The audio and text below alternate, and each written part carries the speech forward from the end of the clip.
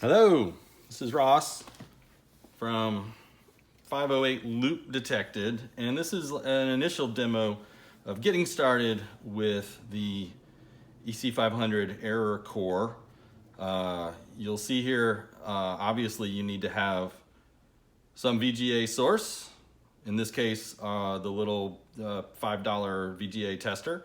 You need to have a monitor of some kind or some sort of VGA output device, and you need to have your error core connected to that.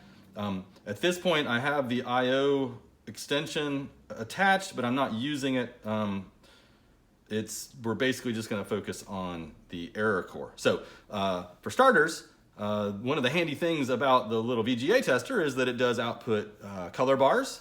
So you'll notice the three switches at the top are all switched to the right. What that does is that actually passes whatever's coming out of the VGA input source all the way back through and out again. So with these on, I've got my color bars, I can then turn them off. A neat thing about color bars actually is that they are composed of just three different colors. So you can see you get two red bars plus some blue bars plus some green bars equals color bars. So that's I never knew that until I started playing with this.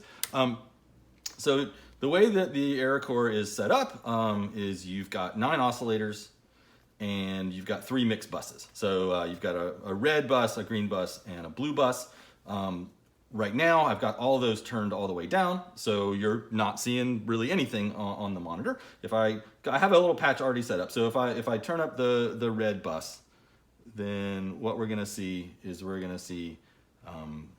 is currently set up here, which actually is just some red bars. One of the things about the way that this thing is designed is that there's intentionally a lot of crosstalk between various channels and things like that. So it makes it super unpredictable, which is a plus or a minus. So I'm getting some crosstalk between the second oscillator, which is what we're actually using to generate those bars, and the first oscillator, which I'm using for something else. So you'll see if I unplug that sync from there, then you've got just your basic up and down bars. So you'll notice that the second oscillator, you can see actually there the knob, so you can get from one vertical bar all the way down to quite a few.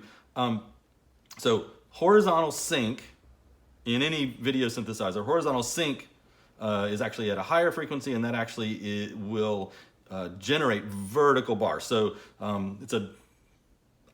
we can explain this later, but in any case, if you want vertical bars, you typically will hook up to the horizontal sync, and you'll have your oscillator running in the high speed mode, right? So if I flip it over to low, then we're going to get vertical bars, or horizontal. But then if you want just some horizontal bars, then you would flip it over to low speed. Tweak that a little bit. There we go. So, or there's a bunch right there, right? So just keep in mind, low speed plus vert sync equals horizontal bars. High speed plus horizontal sync gets you the vertical bars. So that's step 1. So you should be able to replicate that patch, just horizontal sync into the sync input, and then an output to one of the 3 mix buses. And by diddling with the potentiometer here, you should be able to get some vertical bars. If you're not seeing that, then there might be a problem. The problem might be, notice that also if you jiggle that, you get all kinds of fun things. It might be the refresh rate of your monitor and the refresh rate that's being output by the VGA tester. So the button on the VGA tester that's closest to the power barrel actually changes the refresh rate of the VGA tester, and you'll notice that some of the refresh rates that it is able to output don't work quite as well, right? So I pushed it once, got really nothing. Pushed it a second time, I'm back to having something. Push it again, we'll see. We may get bars, we may not. No, it didn't look like it. Push it again. Got some bars again, right? So it's a bit of a complicated dance between your VGA input source and the monitor that you're using, and the error core sort of falls in the middle. So generally what I suggest is that if you're not getting something roughly akin to this in terms of if your setup is like so, and with the knob in about the 3 o'clock position, and you're not getting a decent number of vertical bars, then you probably want to diddle with the refresh rate of your VGA.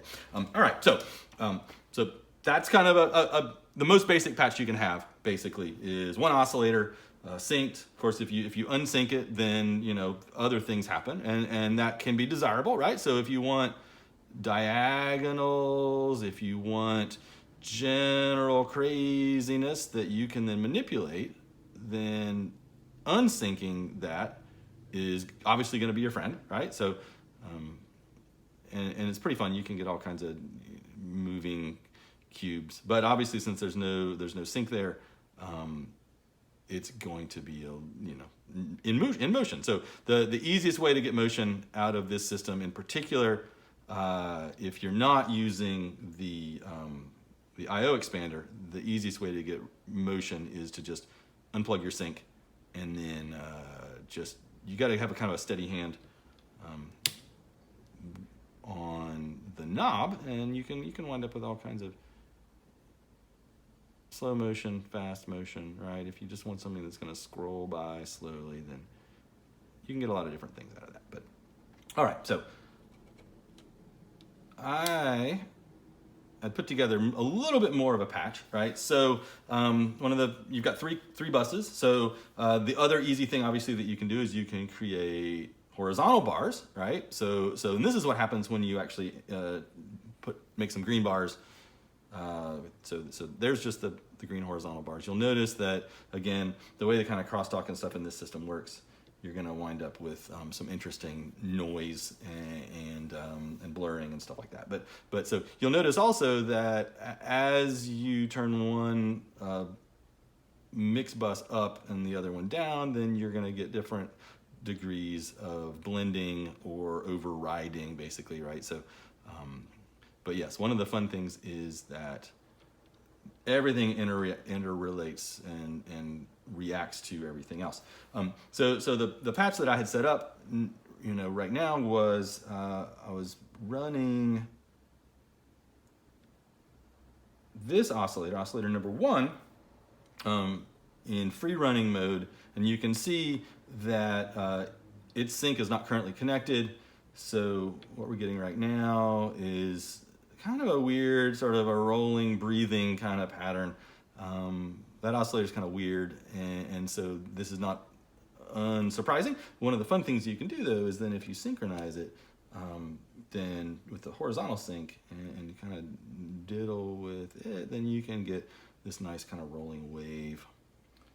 And then if we turn everything else back up, so then that was what we were seeing at the beginning of the video, right? Is that across the sync bus there was enough noise and garbage hitting the red bus that you're actually winding up with some different kinds of effects, and you can see that happening there, basically. So this is just an initial introduction to the error.core and some of the basic things that you can do. I think the rule of thumb here is patch anything to anything, and if it looks good, then it's good. And if it doesn't look good, then patch it to somewhere else or turn the knob to some other setting. All right, we'll be back with more. Thanks.